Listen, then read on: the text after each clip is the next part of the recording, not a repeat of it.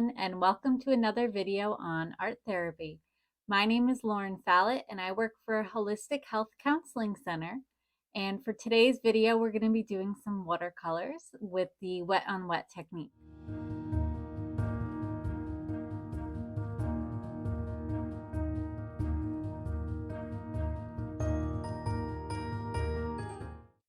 So just to provide an overview of what the wet on wet technique is and why it might be beneficial in an art therapy setting, well, wet on wet just means that you are both wetting the paper and your brush with the watercolors. So before you apply the watercolors to your paper, you're actually going to wet the paper itself. And I'll show you, you can do it in different patterns, you can do it randomly, but the goal is to provide a wet surface so that once you apply the watercolors, they're going to move around freely and spontaneously, meaning that you're not going to necessarily have control over where the watercolors eventually land. And it's sort of a beautiful thing to watch them blend together and, follow different pathways on the paper. That's part of the relaxing quality of all of this.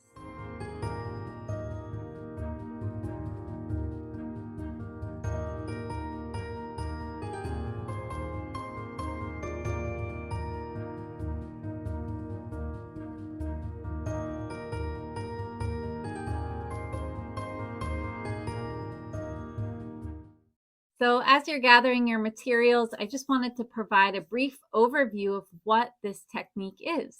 The wet on wet technique essentially is where you are wanting to wet the paper, the surface that you're using, and you're wetting the paintbrush with the watercolors. So instead of wetting your paintbrush, mixing it in the watercolor, and adding it to a dry piece of paper, the goal is to add the water to the paper initially. So when you add the watercolor, it's going to spread, it's going to move across the paper in a spontaneous way. And how is this beneficial in an art therapeutic setting? What is the benefit to us as we're using this process? Well, I would say that often when we come into therapy, we're struggling with things that may be out of our control, emotions, right? Other people. And so watercolors really teach us how to not only tolerate that discomfort in not having control, but actually embrace it, right? Embrace the idea of going with the flow and seeing where that takes us. So instead of being afraid of not knowing where the paint's going to lay or what we're going to be doing tomorrow, the focus is really on the present moment and just enjoying and finding a sense of awe in what we're doing, right? And it's as simple as watercolors here, but it does apply to us in the outside world. So as you're trying this new technique out, really listen and be aware of what's happening internally for you. Is it uncomfortable to not know what this picture is going to look like, what this image is going to show? Is it difficult to see the colors that you added turn to brown or a gray when you wanted maybe a brighter picture, right? So these are all the things that we're going to be aware of and what we can learn about ourselves and what we're needing. Just to recap, in our last blog post, we talked a lot about different types of painting materials. And I thought it would be fun in this video post to focus on watercolors and try out some of the different techniques. Specifically for this video, we're going to work with the wet on wet technique. So what you're going to need is a piece of paper, preferably watercolor paper or mixed media in any size that you like. This happens to be a 12 by 18. You can also get your watercolors. So I have a pan set here. I also have ones that fan out, or you can grab the ones with the tube, whatever your preference is. And then you're going to want to grab a glass of water, or if you have these paintbrushes that contain the water, you can use that as well. And use whatever variety of watercolor brushes that you have. Typically, you want to use brushes that are a little bit softer to allow more fluidity and movement with the watercolors. So when you're ready, you can get started, and I'm going to show you my own technique here. Okay, so when you're ready to get started, you should have your paint palette or pan with different colors. I have a tray here. I also have one that fans out, so I'll be using those in today's demonstration. I also have a variety of paint brushes. You might have regular brushes. That's fine. I have a few different tips. These have water inside of them already, as you can see, but you can also have your glass of water. And I also recommend having a few extra paper towels or a rag that you don't mind getting dirty.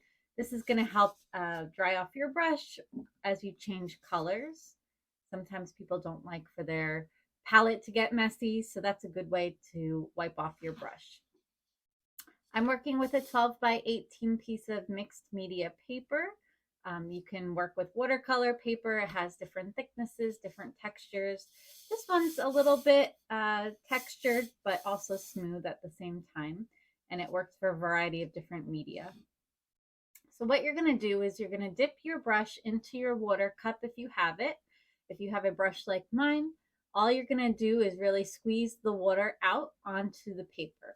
So we're not adding any color at this time. We're really just adding our water to the paper in any pattern or design or spontaneous way that we like. Okay, so for me, for today's demonstration, I'm going to create a few different circles. So I'm going to press it on here. Now I had a little bit of color left over on my brush just to sort of show you here where I'm putting the water. But for you, just add regular water. If there's a little color in it, that's okay. It's just going to be part of your painting. Okay. All right. And the goal is not to have puddles of water, but really to wet the surface. So if you're finding that there's a lot of water left over, feel free to spread out your design. Now you can do stripes. You can actually wet the whole page if you like. That's up to you. For our purposes today, I'm just going to create different circles. I might create one over here as well, make a fourth one. All right. So once you have wet your paper, no puddles, you're going to go ahead and grab a color of your choice. So I'm going to go ahead and grab a teal color, and you want to get it pretty saturated. So yes, you want there to be water on your brush, but actually you want more of the color on there. And what you're going to do is just start adding it on. And you can add a little bit of extra water to help with the fluidity and the movement. So if you see that, it sort of fractals out, goes in its own direction. I'm going to add it to the outside here of this circle.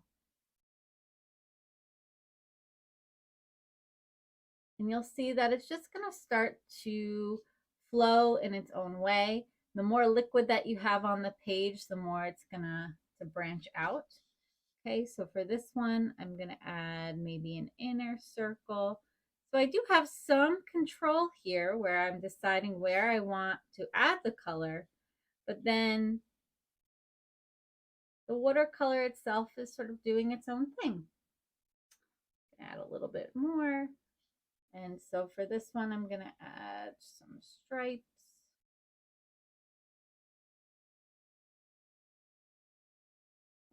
Okay. And I'm going to go ahead and just wipe my brush off on my paper towel. And if you're at home and you have a water cup, you're going to want to swirl your paintbrush in your water cup. I'm going to go ahead and grab another color here. So I'm going to go for a violet. So same technique, I'm going to add it to the paper once I feel like I have enough on my brush. And I'm just going to sort of put it where I feel like I want it to go. And also I want to watch it spread out and change. So over here, I'm going to add it in. And I added a little extra water. So if you see here, there's a little bit more movement. I wanted to show you that the more water you add, the more you're able to sort of tilt it and shift the watercolor. I'm going to add over here. And of course, the goal is to sort of see how the colors mix, how they interact.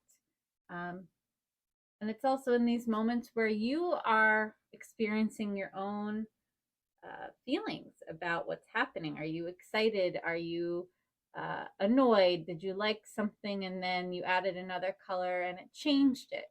How are you adapting to that change? So I'm noticing that when I add the watercolor to the paper, it's a little bit dry. So I am pressing on my brush to add more liquid so that it moves a little bit more. You can do that as well, just watching for puddling. Okay. So now I'm going to go ahead. I'm going to take another brush. I'm going to take a thinner brush that I have. And I'm going to add, let's see, a darker purple color. And I'm going to just add sort of circle areas here. And I added a little bit extra water to see how they interact. Just know that when you add more water, once it dries, it's going to dry lighter. Okay. And what you can do in these areas where you're noticing that it's dried up a little bit, you can take another brush that doesn't have anything on it and just sort of add liquid. So if you see here, there's no color on this brush. I'm just taking it around, adding a little bit more water and letting it spread and do its thing. And you can do this, in other areas here. So I'm going to add an outside circle. And then I'm going to take this, add more water, and spread it around. And this is just really the goal of this activity. So when you're in an art therapy session, the goal is not to have it look like anything specific, but really to play around and experiment. And to pay attention to how you're reacting to it.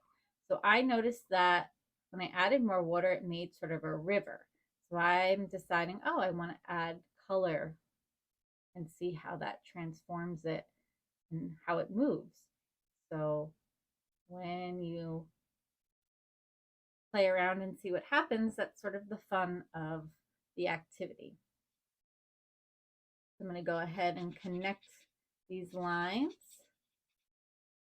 here and go ahead and add another color. So maybe I'm going to go for another kind of blue. And as you see, I work with a few different brushes. It's up to you if you want to stick to the same brush. I'm going to go around this one and sort of connect it all.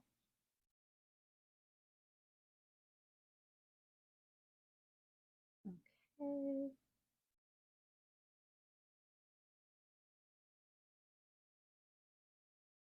All right.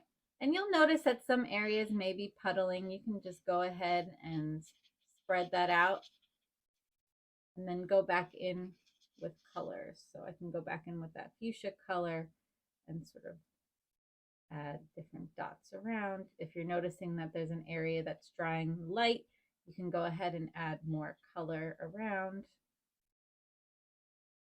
and experiment, right? See what happens when you add colors one right after the other. And when you add more water, do they blend together? Right? So it's almost like a tie-dye effect, if you will, but you get a range of different effects.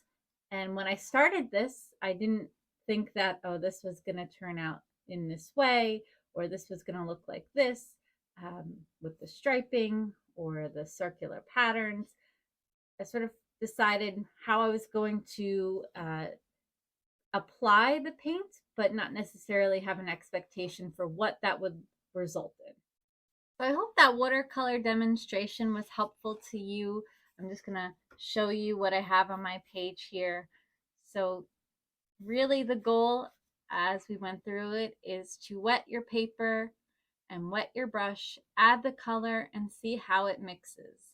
This is a great way to relax, to let go and go with the flow. That's really the goal of this activity in a therapeutic perspective, is to allow yourself to not have an expectation, not have a plan, to have some structure in what you're doing. So having a certain technique in mind, but not holding on to the end result. There's no judgment here. I'm not deciding that one is ugly, that one is better. I'm deciding, okay, this one is unique. I tried something different and this is what happened, right? That's all I'm thinking about in this process. What happens when I add this color here? What happens if I move in this way? What happens if I take away water or add water? That is all we're doing for this. And it takes away that pressure of it having to look a certain way, having to look perfect. We're trying to let go of those expectations and allow whatever happens to happen and that be a success, right? You cannot fail when you look at it in that way. Really, the goal is to experiment and play.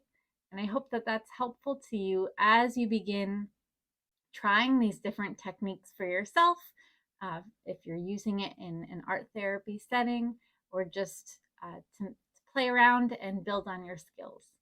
Okay, so thank you for watching. I really hope this video was helpful to you. Again, my name is Lauren Fallett. I work for Holistic Health Counseling Center. You can visit our website at hhccnj.com. You can also visit our art therapy website at arttherapynj.com as well. I look forward to seeing you again in another video post, and take care.